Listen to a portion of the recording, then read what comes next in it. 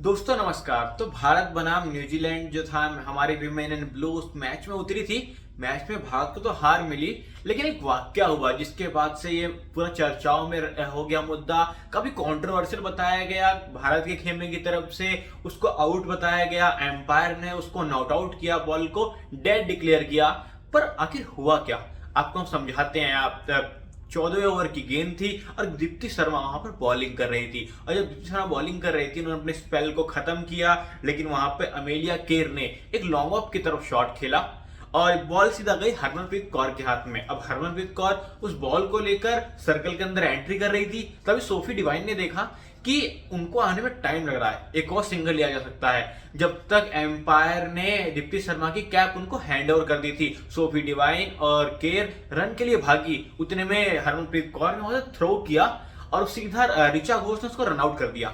अब रनआउट होने के बाद वहां पर एमलिया केर को तो लगा कि वो रनआउट है और वो पवेलियन की तरफ भी जाने लगी, लेकिन एम्पायर ने उनको रोका।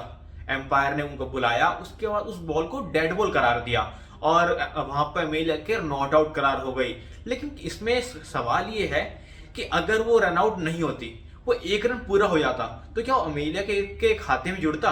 क्योंकि अगर आप रन जोड़ रहे हैं तो आप विकेट क्यों नहीं दे रहे? और अगर आप उसको डेड बॉल कर दे रहे हैं तो ये नाइंसाफी आप किसके साथ कर रहे हैं? क्योंकि अगर आप बीसीसीआई के रूल नंबर 20.1.1.1 को जाने तो उसके तहत नियम यही है कि पूरा का पूरा मामला ऑन फील्ड एम्पायर के ऊपर डिपेंड करता है।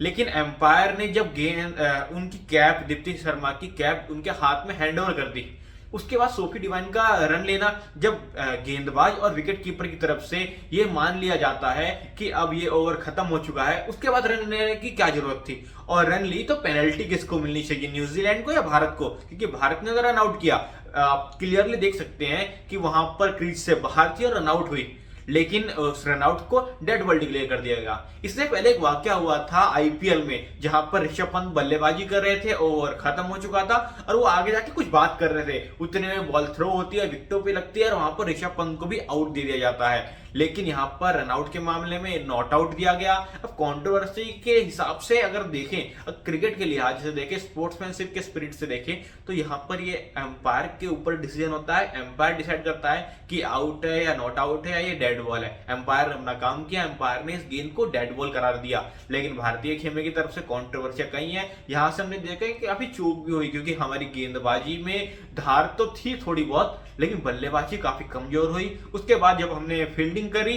तो वहां पर हमने कुछ कैचेस छोड़े, हालांकि भारतीय बल्लेबाजों की भी कुछ कैचेस छूटी। तो उस मैच में काफी रोमांच, तो जितना एक्सपेक्ट कर रहे थे उतना रोमांच तो रहा नहीं, लेकिन कंट्रोवर्सी पूरी रही, लगातार कंट्रोवर्सी रही। लेकिन आपको ये क्लियर कर दें कि वो जो डिसीजन था वो ऑन फील्ड एम्पायर पे डिसाइड करता है, तो उसमें किसी तरह की कंट्रोवर्सी नहीं होनी चाहिए। हालांकि हरमनप्रीत कौर, स्मृति मंडाना ने बात करी, 7 मिनट तक खेल रुका रहा, लेकिन एम्पायर ने डिसीजन में बने रहे, क्योंकि ये ऑन फील्ड एम्पायर का ही डिसीजन था। हालांकि क्या है इस पर आपकी राय, कमेंट में जरूर बताइएगा। तब तक के लिए धन्यवाद।